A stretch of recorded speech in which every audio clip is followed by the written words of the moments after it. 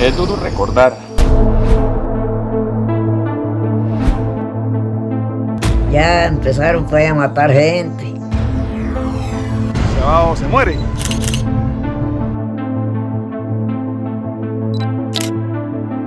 Esa fue una muerte estúpida. Consecuencias de muertes, familiares, hermanos. Muerto porque no así malo que han dejado.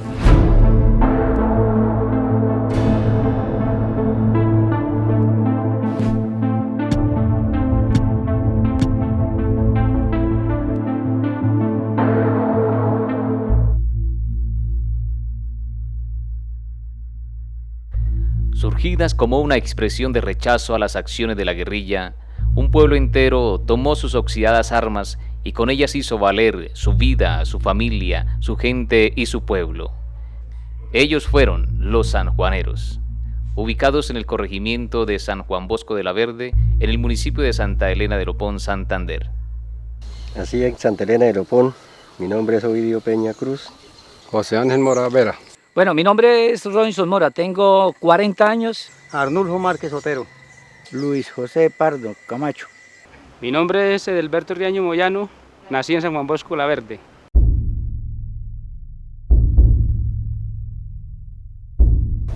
Fue la fundación de la autodefensa campesina, la verdadera autodefensa campesina. Así empezó. Eso empezó por un problema de la guerrilla que empezó a matar a la gente del campo. Entonces, en el momento, tienen sentenciado a mucha gente a matar en esto. Entonces la gente dijo, no, nosotros no vamos a dejar matar amarrados. Tiene que matar es peleando. Y ahí fue el que se formó el problema. Porque para nosotros ha sido un problema. Yo tuve que ir hasta la cárcel por este problema. Pero llegó el caso de que la guerrilla nos invadió y entonces hubimos unos de que pronto dijimos que no a la guerrilla y no se dejó más este pueblo y no se le dejó más. Esa guerra empezó en 1981, de las cuales nosotros eso duró como hasta como 20 años, duró una violencia, casi hasta el 2000. Cuando eso entonces no se decía sino que los sapos de San Juan Bosco. Y yo preguntaba quiénes son los sapos de San Juan Bosco, pues eran las mismas autodefensas, pero de personas civiles, según la gente me contaba. Con la llegada de las FARC a Santa Elena de Lopón, entonces empieza un proceso también de convivencia con las comunidades campesinas donde se hallaban ubicados. Y dentro de una de esas comunidades era la de San Juan Bosco de la Verde, donde su inspector de policía, don Isidro Carreño, quien había sido también veterano de actividades bélicas en Santa Rita de Lopón, donde ya había residido y donde había recibido apoyo del padre Bruno Orjuela para armar a los santarriteños para la toma de Santa Elena de Lopón. Él es el inspector y como tal la autoridad reconocida por los sanjuaneros, que básicamente habían sido colonizadores de Santa Rita, que se han desplazado hacia ese lugar y que no compartían muchas ideologías con la cabecera Santa Elena por el tema de que ellos eran conservadores y los de cabecera eran liberales. Es entonces que, a pesar de tener a la guerrilla dentro de ellos, la guerrilla siempre tiene cierta presión hacia ellos, porque la guerrilla está más aliados hacia los liberales y más en contra de los conservadores. Pero sin embargo logran convivir, y don Isidro tiene que durante muchos años pues acudir a la guerrilla para poder solucionar muchos de esos problemas comunes de la comunidad, que unos linderos, que el robo de un animal, que una situación de infidelidades, porque hasta en eso inmiscuían las guerrillas. Cuando de repente empezaron a aparecer los mal llamados muchachos o la ley del monte, que son la misma hoy, los mismos que llaman hoy FARC o EP FARC, pero o que se decían guerrilleros. Entonces cuando un habitante de Santa Elena de ahí de San Juan Bosco la Verde decide vincularse entonces a la guerrilla y al estar en la guerrilla quererle cobrar, ¿sí?, algunas venganzas a algunos de sus sanjuaneros.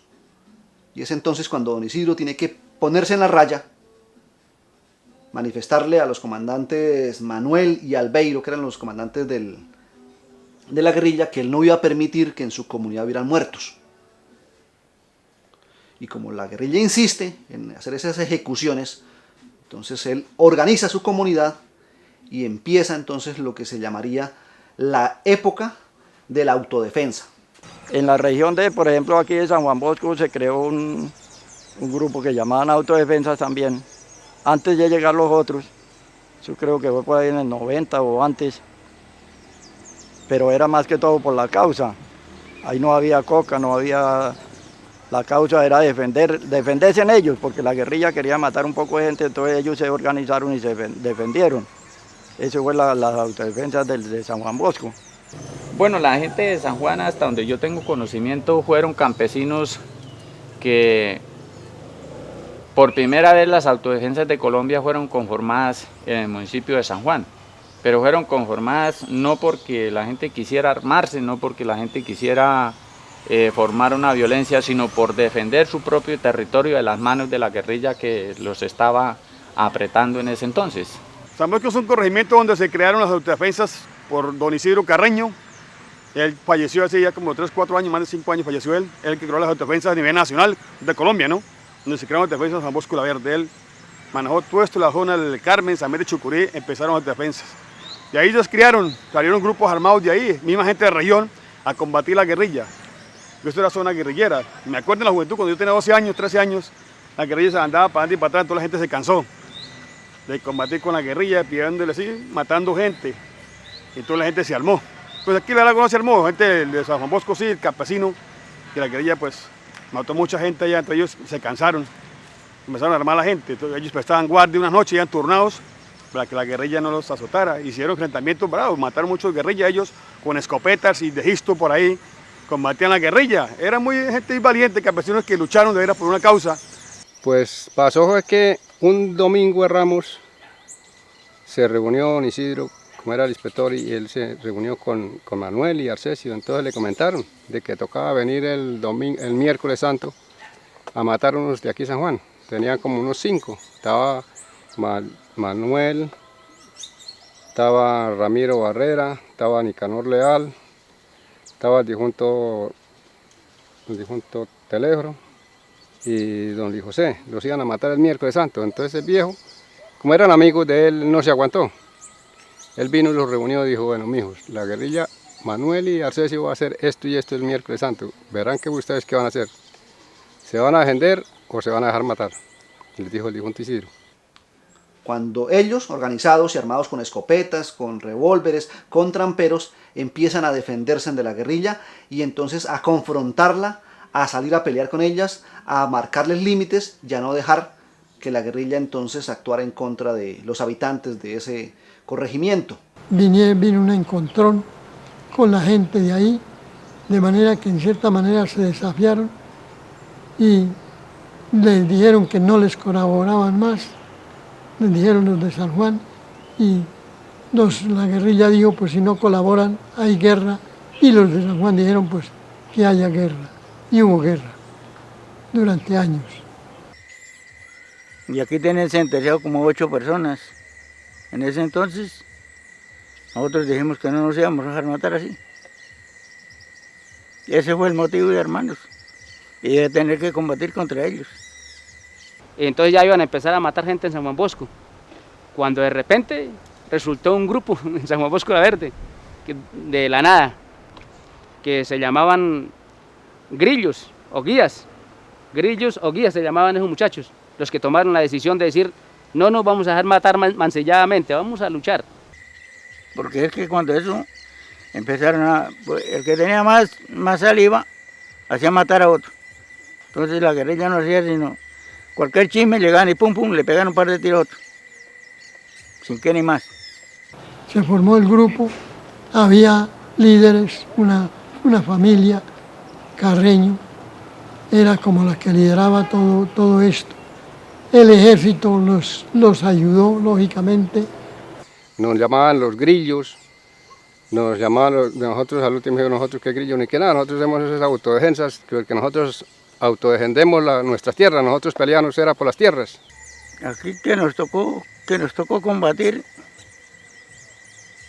con la guerrilla, José Ángel Mora, compadre Silvio, Nicanor y otras personas. Entre ellos estaban los niños, y Pedro Pablo. También estuvieron al principio, porque ellos no duraron mucho porque se fueron presos.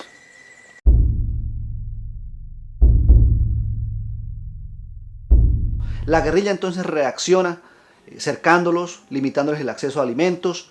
Pero eso fue una guerra tremenda. Eso lo último nos tocaba comer esta sin sal y eso, las viejas lavaban era para ir con jabón, la ceniza esa y para lavar la ropa porque eso no se conseguía ni jabón ni nada. Pues la experiencia fue mucha, dolorosa, angustiosa, consecuencias de muertes, familiares, hermanos. Mas sin embargo los sanjuaneros se mantienen en su actividad de autocuidado y autoprotección y se les reconoce ese verdadero autodefensa hasta mediados de los años 90, ¿sí? Porque mantienen una ideología clara de cuidarse, de protegerse, más no de ir al bandolerismo.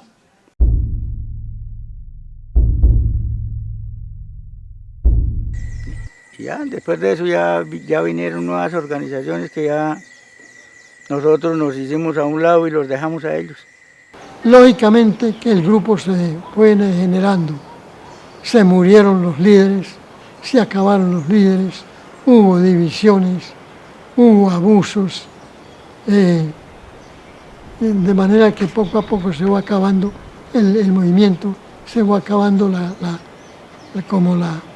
el ánimo que tenían y así terminó la autodefensa campesina que se fundó para librarse, para defenderse de la guerrilla. Más sin embargo, otra facción de ellos, que son los denominados grillos, son los que entonces a futuro se convierten entonces en ejecutores del ejército de algunas actividades extrajudiciales. Y es de ahí a donde muchas veces a los sanjuaneros, a los verdaderos sanjuaneros, se les asocia a los grupos de macetos o a los grupos de delincuencia común, con la muerte de un alcalde en el Carmen de Chucurí, con asesinatos selectivos en San Vicente, en Sabana de Torres, en Puerto Wilches, con presencia en el Bajo Simacota, con actividades delictivas. Entonces hay que aclarar que si bien hubo un grupo de autodefensa que eran los sanjuaneros, también hubo un grupo dentro de ellos adicional, un brazo armado que se adhirió y recibió entrenamiento del ejército y que ejecutó acciones que dañaron la imagen del grupo primario. En el 85 prestamos servicio a 22 muchachos del pueblo. De esos 22, la FARC o guerrilla, que se llamaba, alcanzaron a matar varios, porque prestamos servicio. Entonces, de esos, salió una determinación que íbamos a hacer. Ya estábamos entrenados pues, a ver qué decisión tomábamos. Y entonces hubo un cambio general, como una metamorfosis. Aparecían en Puerto Boyacá un grupo que se llamaba Macetos, Muertas Secuestradores. Pues era una opción para nosotros, ¿sí? Para nosotros como minoría de grupo de defensa. Era una opción, pero tampoco no era como lo último. Me daba miedo de lo que se estaba formando como en ese entorno también.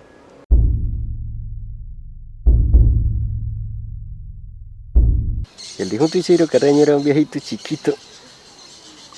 Él era lo que era inteligente. Él nunca se untó con armas, jamás. Él era lo que tenía era vara con el Estado. Él pedía apoyo y llegaba el apoyo. Se necesitaba un enfermo, él llamaba y venía un helicóptero y lo sacaba. Pero él que se tuviera así Untado así casi no, que yo me acuerde no. Él estaba muy viejo ya. Pues el difunto Isidro, él era cuando eso era inspector y él es el que nos guiaba, nos decía, él tenía mucha amistad con el ejército, con el comandante de la brigada, con el batallón El Ricaute. Y a él hombre, para que lo que él dijera, el ejército le obedecía. Si había un enfermo, llamaba al batallón, a la brigada, mándeme en el helicóptero que aquí hay un enfermo que tocaba sacarlo, eso sí, ahí le llegaba. Isidro Carreño fue uno de los fundadores de acá del pueblo de San Juan Bosco de la Verde. Él fue quien prácticamente dirigió después las autodefensas hasta cuando llegó el señor Vaquero de Puerto Boyacá, que fue el que prácticamente le cambió la ideología a la gente que estaba autodefendiéndose acá. Y ahí fue donde empezaron las masacres, donde empezaron las situaciones que se vivieron en estos lugares.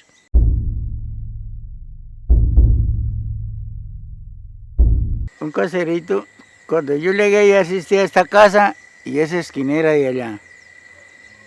Y el resto eran puras chozas de Nacume y así, Gender y Palma Blanca. Todo una maravilla. Yo llegué aquí, eran unas 3 casitas, la más casa de material era aquí la del difunto Isidro, aquí la de don Jorge, la iglesia era un ranchito ahí de paja, de esta tagua, era ahí un kiosquito ahí de palma. Después ya se fue construyendo, se fue haciendo recoletas, ya hicimos la iglesia. Al otro arriba había hecho el padre José Antonio un ranchito que lo llamaban Betania, y allá donde se iba cuando la guerra, que se formó, allá todo el mundo iba a orar allá al ranchito ese.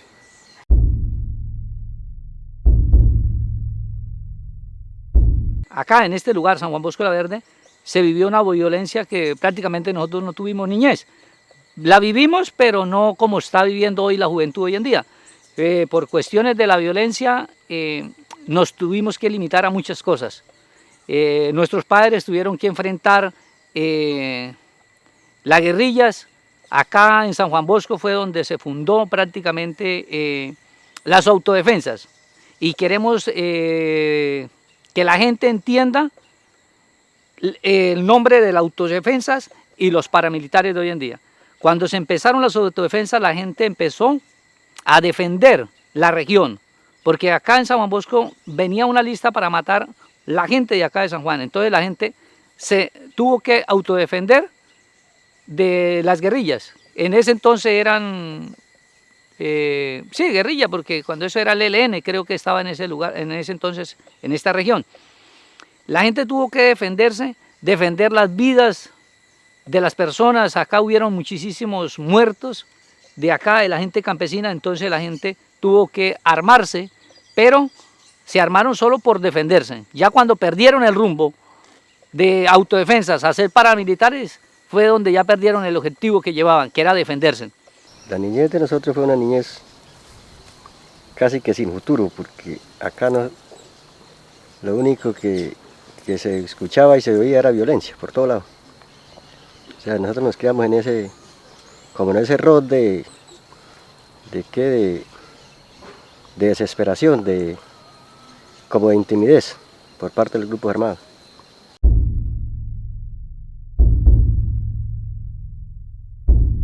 El único mensaje que le doy a la juventud es que no se dejen engañar. No se dejen engañar de ningún grupo al margen de la ley. Que lo que sufrimos nosotros, que no vayan a sufrir nuestras generaciones. Porque eso da tristeza. Pues hoy en día la juventud, el único que yo he hablado pues, con ellos y con los hijos es trabajar. Lo único que nos queda ya ahorita es trabajar, ya, lo menos yo ya a la guerra. Y eso le he dicho a mis hijos, le he dicho a todos los jóvenes, ya la guerra para nosotros se acabó. Primero hay que infundirle a nosotros, a nuestros hijos, la paz en nuestros hogares, para que ellos crezcan como con esa base. Siempre lo he dicho y se lo digo a los jóvenes, estuve en el infierno en vida, pero fui capaz de salirme de allá porque sé que hay un Dios en los cielos y que allá tengo que ir algún día. Lo otro, lástima que como organización de grupo armado hubieran cometido tantos errores, lástima, porque se perdió la ideología y cuando se pierde la ideología todo está perdido.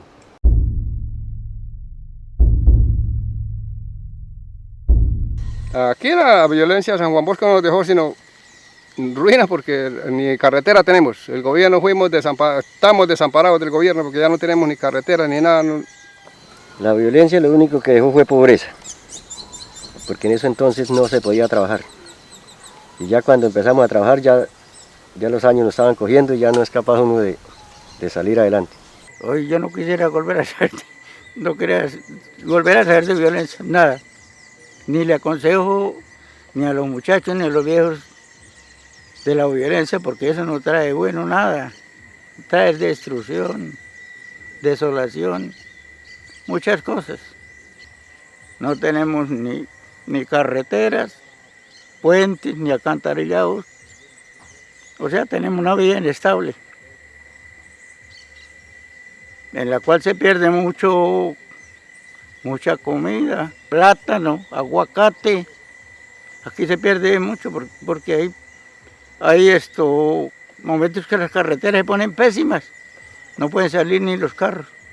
Qué duro es vivir aquí, aquí es duro.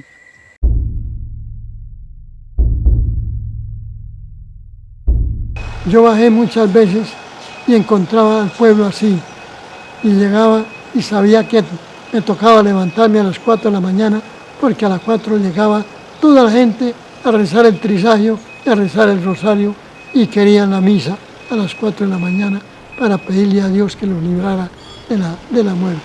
Y también lo otro, pues las hermanitas del padre Eduardo ya estaban también en la región y ayudaban a hacer oración. Se hacía un rosario de aurora todos los días y por la noche también.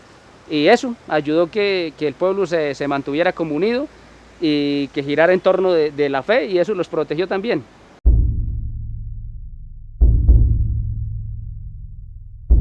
¿Por qué fue más víctima San Juan Bosco La Verde? Primero, el pueblo se dejó utilizar del Estado. No estoy culpando a los altos mandos militares ni nada. Pero primero nuestra gente fue al servicio del ejército para ayudarle. Y después fue como la novia fea, que nadie la quiere ver. Después ni el ejército, ni el Estado, ni nadie quería saber de San Juan Bosco La Verde. Nos dejaron olvidados que muchos sacerdotes que estuvieron en nuestra región se han dado cuenta que uno iba a pedir algo por nuestra región, y eso nadie quería saber de San Juan Bosco La Verde. Nadie. Otra injusticia que ha sucedido a nivel nacional es que, por ejemplo, San Juan Bosco La Verde, político que diga ayuda a San Juan Bosco La Verde, político que se acaba. Político que lo acaban inmediatamente.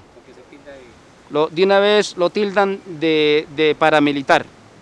San Juan Bosco La Verde no cometió un error. No, San Juan Bosco La Verde lo que tuvo fue el coraje de decirle no más al flagelo de unos bandidos que estaban azotando nuestra región y matando campesinos inocentes, que no tenía por qué hacer eso.